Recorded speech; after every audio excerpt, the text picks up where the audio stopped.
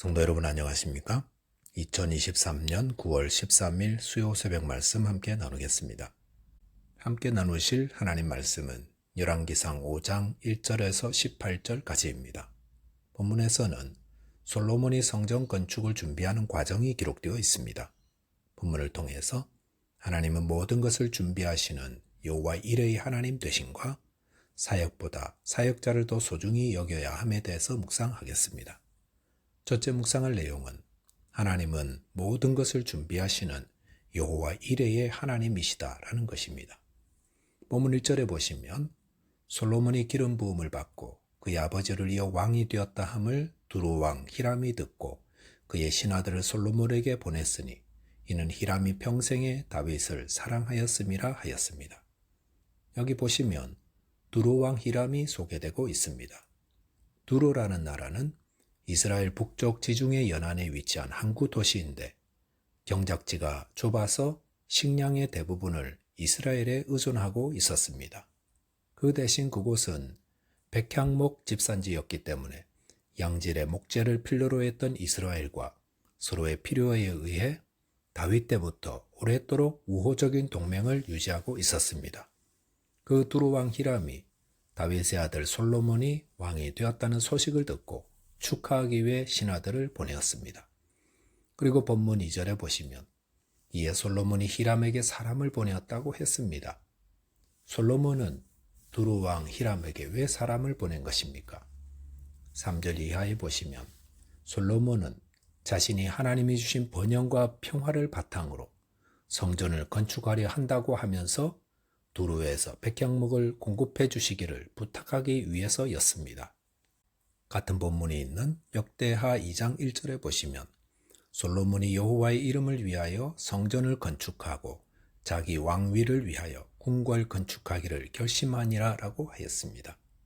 여기 보시면 솔로몬이 성전 건축과 왕궁 건축하기를 결심했다고 했습니다.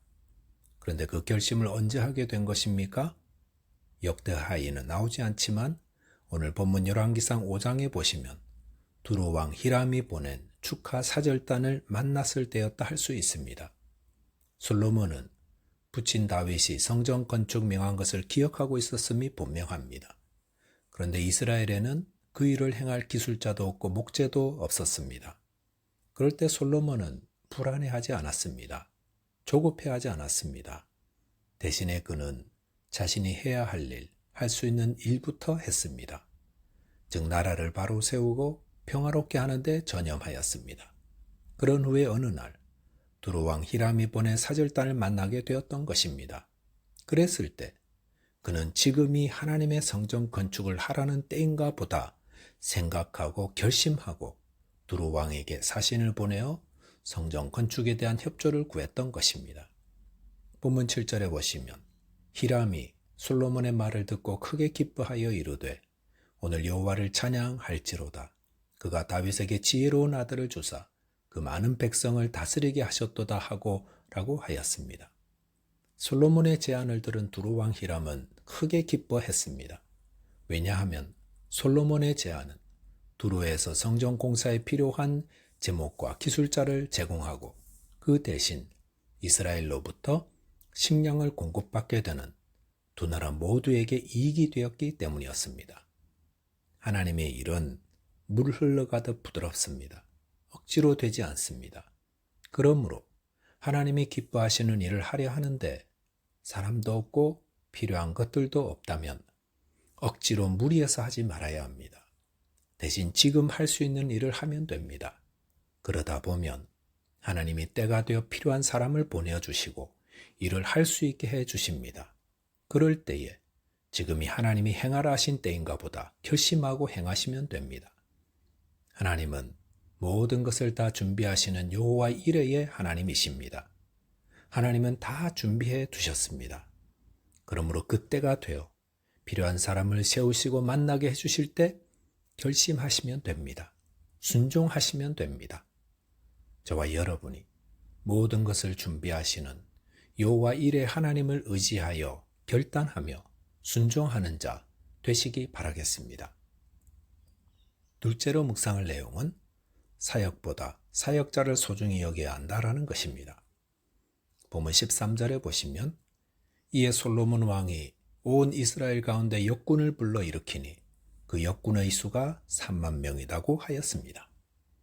두루왕 히람으로부터 기쁘게 성전 건축을 위한 사람들과 백향목 제목들을 제공하기로 확답받은 솔로몬 왕은 이스라엘 가운데 역군 3만 명을 불러 일으켰습니다. 본문 14절에 보시면 이 3만 명은 레바논으로 보내어져서 두로 사람들과 함께 벌목하는 일을 도왔다고 하였습니다.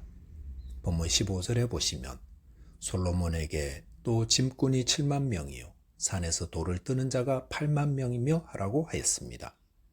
역군 3만 외에 솔로몬에게는 짐꾼 7만 명과 산에서 돌을 뜨는 자 8만 명이 있었습니다.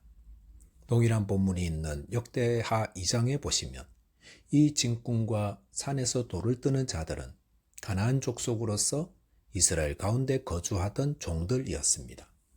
본문 16절 보시면 이 외에 그 사역을 감독하는 관리가 3,300명이라 그들이 일하는 백성을 거느렸더라 라고 하였습니다.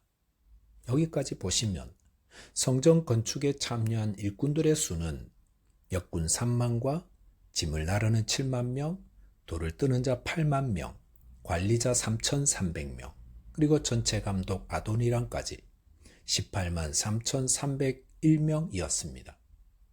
성전 건축 공사는 어마어마한 사람들이 참여한 대공사였습니다. 이것은 무엇을 말하겠습니까? 결국 성전을 세우는 일은 사람이 하는 일이다 라는 것입니다. 그리고 그 일을 위해서 모든 사람들이 함께 협력해야 하는 것임을 말하고 있습니다. 지위고하를 막론하고 모두가 합력할 때에 성전을 세울 수 있습니다. 그런데 본문 14절에 보시면 솔로몬은 레바논에 벌목하기 위해 일으킨 3만의 역군들을 3교대로 일하게 했었습니다. 그래서 한 달 일하고 나머지 2달은 집에 돌아와 쉬게 했었습니다. 이렇게 한 것은 사역의 효율성도 높이고 또 일하는 백성들의 불만을 잠재우기 위함도 있었다 할 수 있습니다.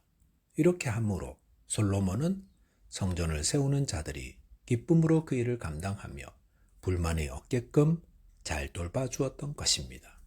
그런데 이렇게 서로를 돌보고 걱정해주는 마음이 성전 공사와 왕궁 공사 말기에는 사라졌던 것 같습니다.